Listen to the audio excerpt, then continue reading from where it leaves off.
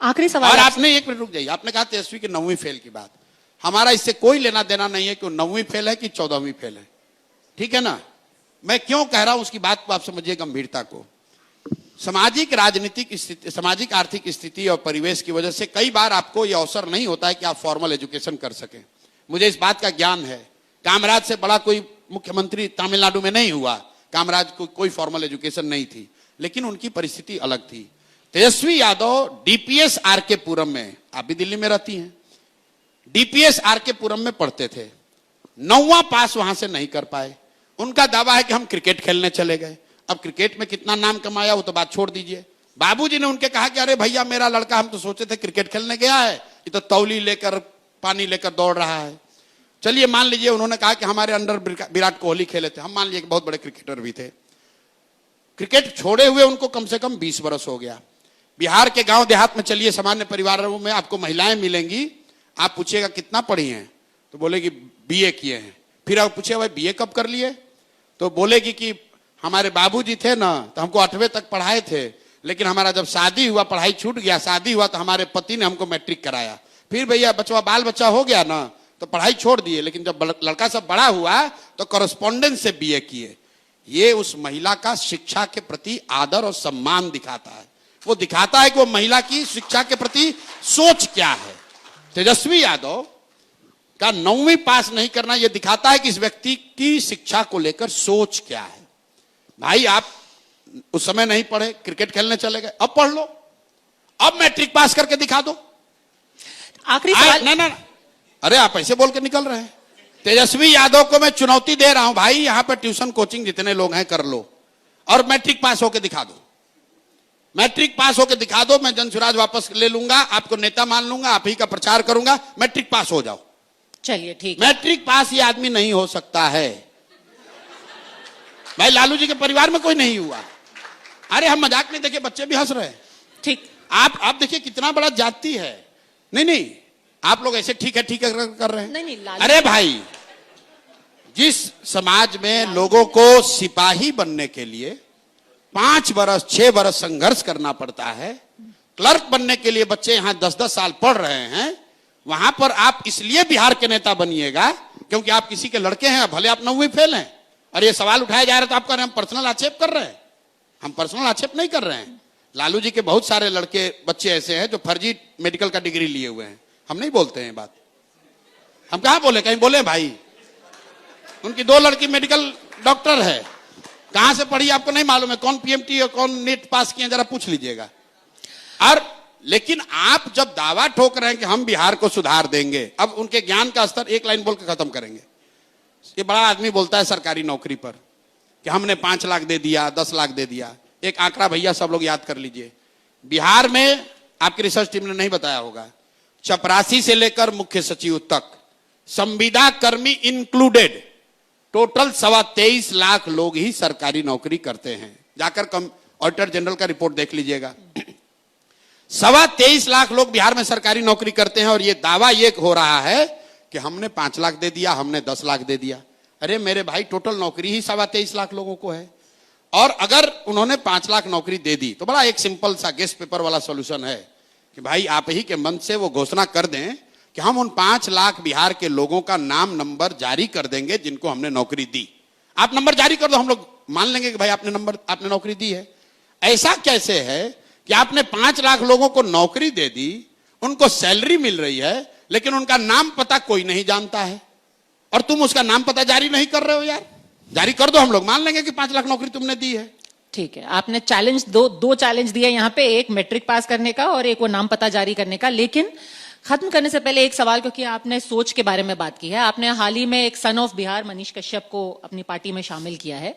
उनके कई पुराने ट्वीट लोग निकाल करके कह रहे हैं कि ये उनकी सोच है। क्या ये जनसुराज की विचारधारा है? क्या ये एक एग्जाम्पल आप सेट करना चाहते हैं बिहार के लिए और देश के लिए? आप तो उत्तराखंड की है, गंगा वहां से निकलती है और वहां सैकड़ों नदियां, छोटी बड़े नदियां बंगाल आते आते गंगा में समाहित होता है। तो क्या हम लोग गंगा को कोई दूसरा नदी कहने लगते हैं? भाई जनसुराज इतनी बड़ी विचारधारा है, इतना बड़ा परिवार है कि उसमें सब लोग आकर समाहित हो सकते हैं। अब लेकिन ये बात अब उन्होंने ये बात जो है कि बातें क्या कही हैं, कुछ मैं उस पे ऐसी आ रहा बातें हूं। जो मैं अभी बोल भी नहीं मैं उस सकती। पे आ रहा हूं। ये तो आपका मैं विचारधारा उस पे दिखाता आ रहा हूं। मान लीजिए कि मनीष कश्यप ने मुझे ही गाली दी, तो क्या उनको सुधरने का, मुख्य धारा में आने का, सही काम करने का रास्ता देना चाहिए कि हमको उन्हीं रास्ते पर छोड़ देना चाहिए कि वो जिहादी बन जाएं? आप बताइए कि अगर 20 साल 22 साल के लड़के को कोई सोशल मीडिया के जरिए उसको हिंदू मुस्लिम के लिए के उन्माद के लिए इस्तेमाल कर रहा है, तो आपका या मेरा फर्ज क्या है? जनसुराज की बात छोड़ दीजिए, अगर वो व्यक्ति सुधरना चाहता है या अपना रास्ता बदलना चाहता है, तो क्या उसको अवसर दिया जाना चाहिए कि हम लोग को कहना चाहिए नहीं जो कर रहे यही करते रहो, मतलब समाज में उन्माद फैलाते रहो? मतलब जो आदमी 1 महीना पहले तक भारतीय जनता पार्टी में था, उस वक्त तो उन्मादी था, अब उनका पूरा विचारधारा बदल गई मैं नहीं है। अब कह रहा उनका हूं। एकदम माइंड चेंज मैं ये नहीं कह रहा हूं। वो आपने किसी कहा। समुदाय विशेष के मैंने लिए ये आपने कहा कि उनके ये टिप्पणी है, तो गांधी जी के साथ बाबा साहब भी साथ में काम किए। बाबा साहब का गांधी जी से कई मुद्दों पर बहुत मतभेद था। सुभाष चंद्र बोस जी उनके साथ काम किए, उनका भी कई मतों पर उनसे गांधी जी से सहमति नहीं थी। बहुत सारे लोग ऐसे थे जिनकी सहमति नहीं थी। जो कांग्रेस थी आजादी से पहले, मैं बार बार कहता हूं कि जनसुराज एक मायने में आजादी से पहले जो कांग्रेस की व्यवस्था थी उस तरह की व्यवस्था बनाने का प्रयास है, जिसमें हर तरह के विचारधारा के लोग आए, जुड़े, अपनी ताकत लगाएं, लेकिन लक्ष्य बस एक है, बिहार का सुधार, बिहार में रोजगार, बिहार में शिक्षा, बिहार से गरीबी का उन्मूलन, और अगले 10 वर्ष में बिहार भी देश के अग्रणी राज्यों में शामिल हो। हम लोग भी बिहारी कह के गाली आप लोग से न सुने, यही आशा और विश्वास के साथ हम लोग प्रयास कर रहे हैं, और सबका स्वागत है। अगर जनसुराज में आने के बाद मनीष कश्यप कुछ गलती करेंगे और जनसुराज कार्रवाई न करे, तब आप मेरे से जरूर सवाल पूछिएगा। ये बात साफ हो गई है कि गठबंधन में, एनडीए गठबंधन में नीतीश जी ही मुख्यमंत्री का चेहरा रहेंगे। क्या आपको हो गई है? ये तो सम्राट चौधरी अभी बोल करके गए कि इस बात में सम्राट तो चौधरी को पता है कि उनको टिकट मिलेगा कि नहीं है? आज की जो भाजपा है भाई, आज की जो भाजपा है उसमें सिर्फ 2 ही व्यक्ति जानता है कि क्या होगा, वो है मोदी जी और अमित शाह। आप लोग खुद ही रोज कह रहे हैं। वही तो लाडले तो मुख्यमंत्री सम्राट बोल के गए थे। तो लाडले मुख्यमंत्री बोला, अगला मुख्यमंत्री नहीं बोला। मोदी जी को आप इतना होशियार कितने हैं आप समझ रहे हैं? नाप तोल के बोलते हैं। उन्होंने बोला लाडले अब मुख्यमंत्री है, लाडला बेटा को आप घर पे भी बैठा सकते हैं। जाके पूछिए, शिंदे जी भी उनके लाडले मुख्यमंत्री थे। महाराष्ट्र में क्या हुआ उनका? ये भाजपा के जो नेतृत्व है उनको पता है, अगर कोई दूसरा कह रहा है तो अपने पेचेक से ऊपर की बात कर रहा है। सच्चाई यही है। दूसरी बात, अगर भाजपा में दम है, मैं आपको अब ये बात चुनौती दे देता हूं, अगर मोदी जी अमित शाह में दम है, राजनीतिक समझ है और दम है, तो घोषित कर दें कि 25 के बाद भी नीतीश कुमार ही बिहार के मुख्यमंत्री रहेंगे। अगर है हिम्मत तो घोषणा करके बता दो। वो कभी नहीं कर सकते हैं, उनका हिम्मत ही नहीं है कि कर सकते हैं, क्योंकि उनको भी मालूम है कि नीतीश कुमार की शारीरिक मानसिक स्थिति अब ऐसी नहीं है कि वो मुख्यमंत्री बने रह सकें। अगर हमको, आपको, बिहार की जनता को मालूम है तो प्रधानमंत्री को नहीं मालूम है। अब आप कहिए जब मालूम है तो क्यों बना के रखा है? इसलिए बना के रखा है कि भाजपा की बिहार में न वो ताकत है न तैयारी है कि वो अपने दम पर 243 लड़े। तो किसी तरह जोड़ तोड़ करके वो चाहते हैं कि सत्ता में आ जाएं, और जब जीत के अगर मौका लग गया तो नीतीश कुमार को हटाकर अपना किसी को बैठा देंगे। पर हमसे कुछ ही किलोमीटर दूर अभी तो यहाँ पर एक कार्यक्रम हो रहा है जहाँ पर नीतीश जी पूरा पेंशन की योजना की घोषणा कर रहे हैं। भाई वो तो लगातार इतना काम इससे ये कहां हो रहा है कि प्रधानमंत्री ने कहा कि भाई कार्यक्रम कर रहे हैं। आप कह रहे हैं वो अक्षम है, लेकिन कार्यक्रम तो कर ही रहे हैं। अक्षम है कि नहीं है? अब बताइए, आप मुख्यमंत्री हैं और स्टेज पर बैठे प्रधानमंत्री का नाम भूल गए। आप राष्ट्रगान बज रहा है और आप ताली बजाने लगे। कोई अफसर मिलने आया, उसके सर पर आपने गमला रख दिया।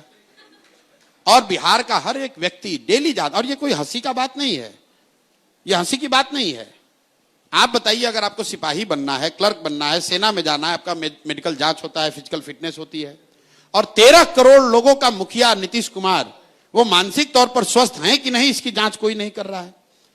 और ये दुखद बात है, क्योंकि नीतीश कुमार, चाहे उनमें जितनी गलती हो, जिस तरह की गलतियां अभी बिहार में हो रही हैं, जिस तरह का भ्रष्टाचार, जिस तरह का नेपोटिज्म हम लोग देख रहे हैं, ये नीतीश कुमार के राजनीति की शैली नहीं है, इतना मैं कह सकता हूं। और ये इसीलिए हो रहा है कि वो he is not in control.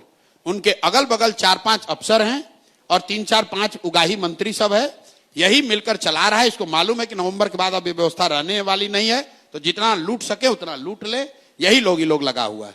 Prashant Kishor जी, आपने यहाँ आकर के बहुत इंसाइट्स दी, बहुत चैलेंज भी दिए। ना जो चैलेंज दिया उसको पूछिएगा जरूर। बिल्कुल पूछेंगे। मैट्रिक तो पास नहीं कर पाएंगे, एक छोटा सा चैलेंज देके जाते हैं। ठीक है। ये आएगा, ये लोग ये बोलेगा सामाजिक न्याय, समाजवाद, ये वो पूछिएगा, भैया जरा समाजवाद पर 5 मिनट बोलिए, आपके कैमरे बोलिए कि समाजवाद है क्या, समाजवाद के तत्व क्या है, समाजवाद की क्या विचारधारा है, समाजवाद से समाज का कैसे फायदा हो सकता है। इस पर 5 मिनट तेजस्वी जी सब हम लोग को ज्ञान दे दीजिए, ये पूछिएगा जरूर। ठीक है। अभी इसलिए बता दिए, आपने अभी से पर्चा लीक कर दिया तो चलिए, अरे लीक कर दे तभी फेल करेगा। कुछ विद्यार्थी उसको पर्चा दे दीजिएगा तब भी फेल करेगा। प्रशांत किशोर जी, हमारे मंच पर आने के लिए बहुत बहुत धन्यवाद।